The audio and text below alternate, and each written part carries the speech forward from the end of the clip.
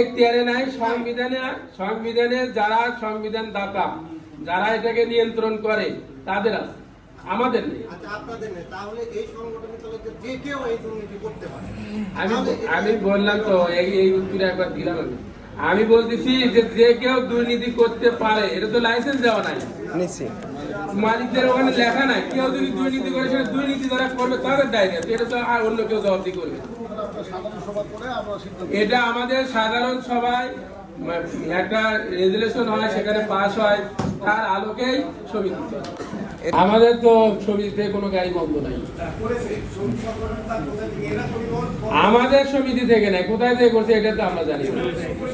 আমরা ওই যে ভাইও থাকে তো আইন শৃঙ্খলা মিটিং এ আমাদের ভাইকে দেখছি, আমরা কি বলি যানজট নিয়ে, উনিও জানে যানজট নিয়ে অনেক কথা হয়, কিন্তু করতা নিয়েও কথা হয়, ওটা নিয়েও কথা হয়, সব নিয়ে কথা হয়। আমরা সকলের সাথেই আছি, আমরা যেভাবে নিবেন, কিন্তু শুধু জানি আমরা ক্ষতিগ্রস্ত না হয়, এটা আমরা বলি।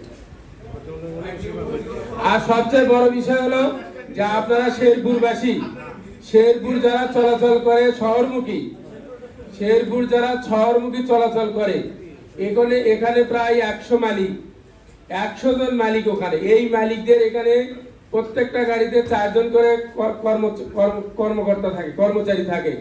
তাহলে 100 মালিকের গাড়ি চলে হলো 42টা, তাহলে এক একটা গাড়িতে 4 জন করে কর্ম করে খায়। একজন মালিক 5 জন ব্যক্তি, একটা পরিবার থেকে একটা ফ্যামিলি চলে, ওখানে 5টা ফ্যামিলি চলে। সেই রকম একটি প্রতিষ্ঠান এটা। এখন আপনারা যারা বলতেছেন, আপনার ভাই, আপনার বন্ধু, আপনারই একজন সাংবাদিক এখানে কিন্তু গাড়ি কিনে বসে আছে। এখন আপনারা বলেন যে এলাকার স্বার্থে, জনগণের স্বার্থেই তো আমাদের সার্ভিস। এই যে সোনাতলা সিএনজিতে চলতো, এখানে কোনো বাস ছিল না, 80 টাকা নিত, এরপরে হলো 20 টাকা ভাড়া দিয়ে টাইমিয়ে, মানে সিএনজি স্ট্যান্ডে যেতে হতো জামকে অপেক্ষা করে। এখন আপনি বলেন আমরা মাত্র 50 টাকায় 1 ঘন্টায় নিয়ে যাচ্ছি, 12 মিনিট পর পর গাড়ি। আসলে এই সুযোগ সুবিধা কি এলাকাবাসীর জন্য, জনগণের জন্য, নাকি আমাদের নিজস্ব? আমরা চাই আমাদের পরিবহনের মাধ্যমে মানুষের সেবাটা সুন্দর হোক, এবং তার থেকে আমরাও 2টা পয়সা পাই, শ্রমিকরা খাক, মালিকরা খাক। আমাদের মালিক সমিতির আগেও যা চলেছে এখনো তাই চলতেছে, কোনো এখনো অনিয়ম হয় নাই। আমাদের গাড়ি এটা শেরপুর গেটলক গাড়ি চলে আজ থেকে 20-25 বছর আগে থেকে, তারও বেশি 40 বছর রথ গাড়ির থেকে শুরু করে আপনার এই 7 মাথার সাতানি যে জায়গাটা আছে, ওখান থেকে আমাদের গাড়ি আগে চলছে, এই থেকে শুরু চলতেছে, এখন আজও পর্যন্ত চলতেছে। যেহেতু কলেজের গাড়িগুলো চলে, আমাদের গাড়ি একটা করে গাড়ি শেরপুর গেটলক গাড়ি চলে। আপনারা জানেন যে মালিক সমিতির সদস্য আমাদের হলো মোট হলো 700। আমরা এখানে কিন্তু 400-র উপরে মালিক আছে। 400 বলতে যে এক একজনের 5টা 7টা 10টা গাড়ি আছে, এই হিসেবে আমাদের 400-র উপরে মালিক এখানে উপস্থিত আছে। আপনারা এই জিনিসটা অনুধাবন করতে পারবেন যে সাংবাদিক সম্মেলনের কথা শুনে, এই যে নিউজ পড়ে সকলেই এই বিষয়ে ক্ষিপ্ত যে অতীতে এই নিউজ যারা করছে তারা কোথায় ছিল, তারা কেন একটা নিউজে পর্যন্ত করলো না, এখন সুন্দরভাবে চলতেছে, এখন কেন এই ধরনের নিউজ হচ্ছে? নিশ্চয়ই তাদের কোনো দুর্বিসন্ধি আছে। এই চিন্তার থেকেই সব মালিক, মানে বিনে টাকায় বলা যায় যে সংবাদ পেয়ে, যে যেখানে সংবাদ পেয়েছে চলে আসছে। আপনারা মালিকদের কাছে, আপনাদের যদি শখ থাকে, মালিকদের সাথে কথা বলে নিতে পারবেন, এখানে আছে, তারা জিজ্ঞেস করতে পারেন। পাশে আমার মঞ্জু ভাই, এই দীর্ঘদিন ব্যবসায়ী উনি, মানে মালিক সমিতির জন্ম থেকে বলা যায় যে ওনারা আছে। এরপরে যে আমাদের মিল্টন ভাই, যার 16-17টা গাড়ি, উনি আছে। স্বনামধন্য মালিকরা এই সারিতে সবাই, পেছনে সবাই স্বনামধন্য মালিক, সবারই গাড়ি আছে। আপনারা যে কাউকে প্রশ্ন করতে পারেন যে আমার এই 3 মাস ধরে আমরা চালাচ্ছি, এই 3 মাস নিয়ে কথা বলতে পারেন। যদি কেউ আপনাদেরকে কিছু বলে, আপনি নিউজ করবেন। অনিয়ম করার কথাও সংবিধানে বলা নাই, অনিয়ম করার কথাও সংবিধানে বলা নাই। এই আমাদের দৃশ্যমান ব্যবস্থা নেওয়ার মতো কোনো আইন সংবিধানে নাই। আমাদের সংবিধানে নাই। এটা দেখতে পারে প্রশাসন, দেখতে পারে, যেমন এর আগে ট্রাকের ওখানে একটা মামলা হয়েছে, এটা বাইরে থেকে কেউ করলে করতে পারে, কিন্তু আমাদের এই সংবিধানে গঠনতন্ত্রে কোনো প্রকার বিগত কোনো কারোর বিরুদ্ধে ব্যবস্থা নেওয়ার কোনো ধারা নেই।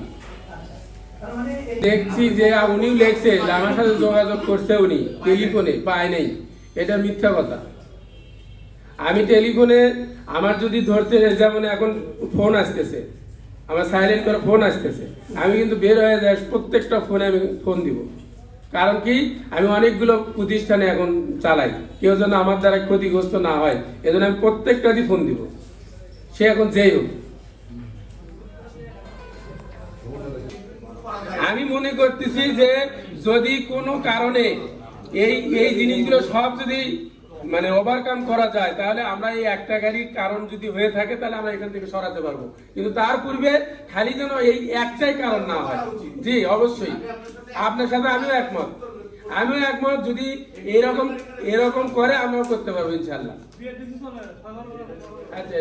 সবাই কথা বলেছি, বলতেছি এই গাড়ি তো নতুন করে চলতেছে না, আমরা নতুন করে রোড খুলি না, এটা আজ থেকে 25 বছর ধরে চলে, 40 বছর ধরে চলে এই রোডটা।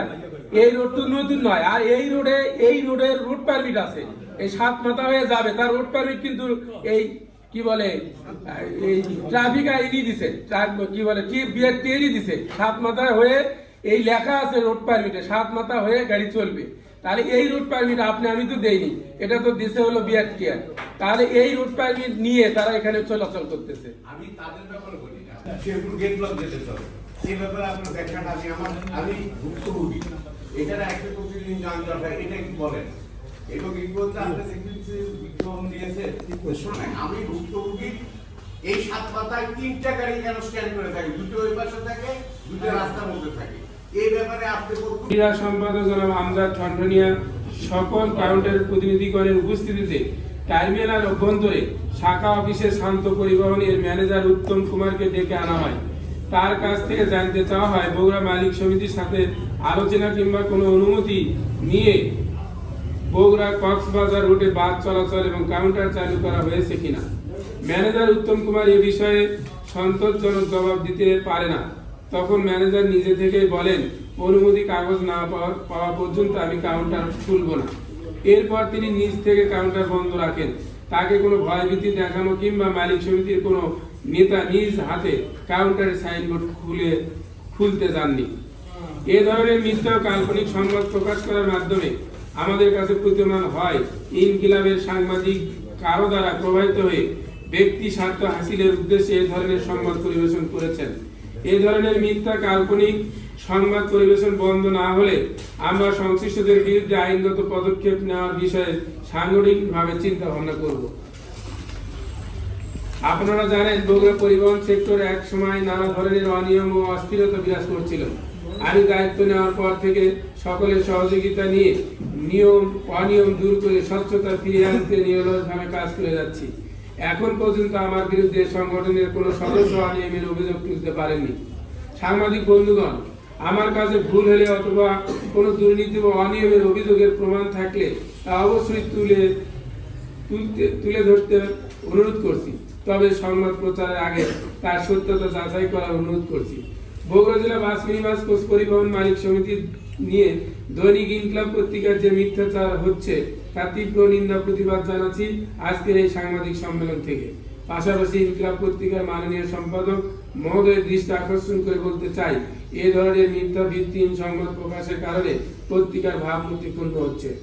আপনার সত্য উদ্ঘাটন ন্যায় প্রতিষ্ঠার স্বার্থে অক্লান্ত শ্রম দিয়ে যাচ্ছেন, কিন্তু কতিপয় সংবাদ কর্মীর মিথ্যা সংবাদের কারণে সমাজের সাংবাদিক সম্পর্কে ভুল ধারণা সৃষ্টি হচ্ছে।